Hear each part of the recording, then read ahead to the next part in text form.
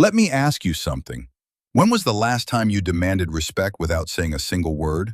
A man who truly knows his worth doesn't beg to be seen. He doesn't chase approval, and he certainly doesn't tolerate anything that insults his soul, not even in silence. But here's the harsh truth. So many men today are stuck. They give and give, hoping for love, for loyalty, for appreciation, and they get nothing but cold silence in return. You've been told that if you just give enough, they'll see your value. But they don't, because your worth isn't something they grant you. It's something you carry. The Stoics understood this deeply. Marcus Aurelius once said, "A man's worth is no greater than the worth of his ambitions." If you settle for less than what you know you deserve, you're not just being humble, you're participating in your own downfall. So ask yourself, how many times have you betrayed your own value just to be accepted by someone else? And more importantly, how much longer will you let that continue? Have you ever stayed in a relationship where your soul kept whispering, "You're not being seen"? Here's the truth most men ignore. A woman who doesn't value you won't always say it. She doesn't need to. Her actions will scream it louder than any words ever could. She won't argue. She won't explain. She'll just show you. By taking more than she gives, by disappearing when you need her most, or by making you feel like an option in your own story. And here's where many men get it wrong. They respond with anger, with pain, with confusion.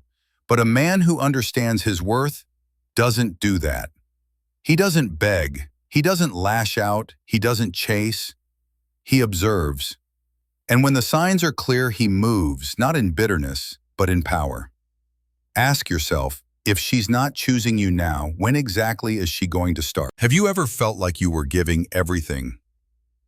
Your time, your energy, your loyalty, but she gave nothing back? Not a thank you, not a gesture, not even a moment of real presence. Let's call it what it is. That's not love. That's emotional servitude. Seneca once said, "He who receives a benefit with gratitude repays the first installment of his debt." But a woman who does not value you, she won't repay a thing. She'll take your kindness, your effort, your consistency, and treat them like background noise. You'll feel exhausted, but keep giving, hoping that one day she'll finally see you. But here's the brutal truth. You're not building love, you're building a cage for yourself. Real connection is not a transaction, but it is an exchange. Emotion, care, respect, effort. And when only one person is doing the giving, that's not a relationship. That's a slow death of self-worth. Ask yourself, are you being loved or are you just being used? You clear your schedule to see her. She cancels last minute. You text her with real intention. She replies 3 days later with a meme. Sound familiar? Let's get real. If she doesn't respect your time, she doesn't respect you. Epictetus once said, "If someone succeeds in provoking you, realize your mind is complicit." It means when someone repeatedly crosses your boundaries and you let it slide, you're teaching them that your limits mean nothing. A woman who values you won't treat your time like an afterthought. She won't leave you hanging, reschedule without a word, or show up only when it suits her. But here's what separates a weak man from a stoic one. The weak man waits, hopes, adjusts. The stoic man observes once, maybe twice, then he walks. Not to punish her, but to honor himself. Ask yourself this.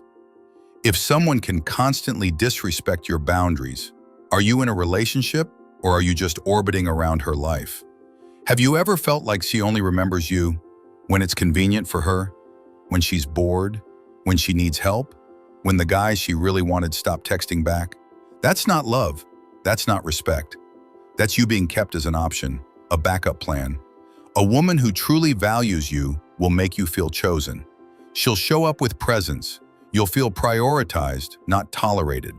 Marcus Aurelius once said, "The happiness of your life depends upon the quality of your thoughts."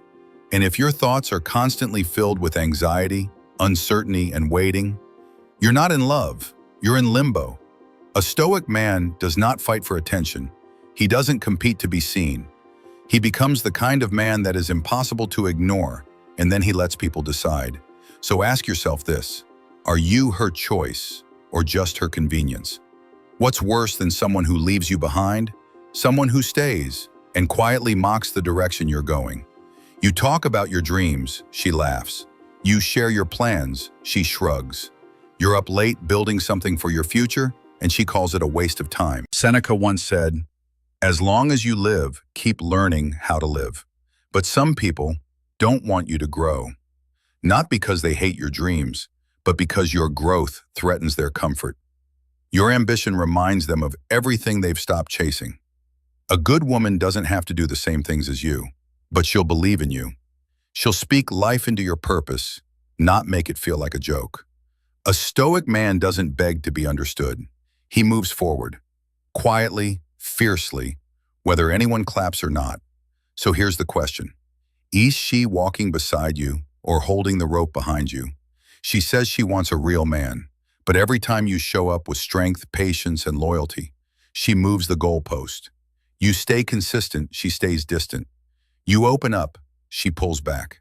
You stay true, she stays vague. Marcus Aurelius once said, "Don't waste time arguing about what a good man should be. Be one." But let me ask you this. What happens when you're being the man, and she's still playing games? This isn't love. This is a loyalty test with no finish line. A power game dressed up as romance. She doesn't want to meet you halfway. She wants to keep you guessing, doubting, chasing. And here's the truth no one tells you. When someone needs to test you constantly, it's not because they value you. It's because they want control. A stoic man doesn't beg for stability. He becomes the stability. And he walks away from chaos, not out of weakness, but from self-respect. So ask yourself, are you in love, or are you just surviving her tests? A stoic man is not driven by emotions, chaos, or someone else's approval. He is driven by principles and by the quiet certainty of who he is. So when he walks away, it's not in rage, it's not in tears, it's in clarity and self-respect. Because a man who knows his worth doesn't cling to what drains him. He doesn't argue with people who don't see him, and he doesn't chase love that comes with terms and conditions. Instead, he adjusts his course. He lets go of what's outside his control and focuses on becoming unshakable within. Remember this, a king does not beg for a throne, he builds one. Now I want to hear from you. Have you ever had to walk away from something? Not because you stopped caring, but because it no longer honored your value. Let's talk about it in the comments. Your story might help another man make the decision his future self will thank him for.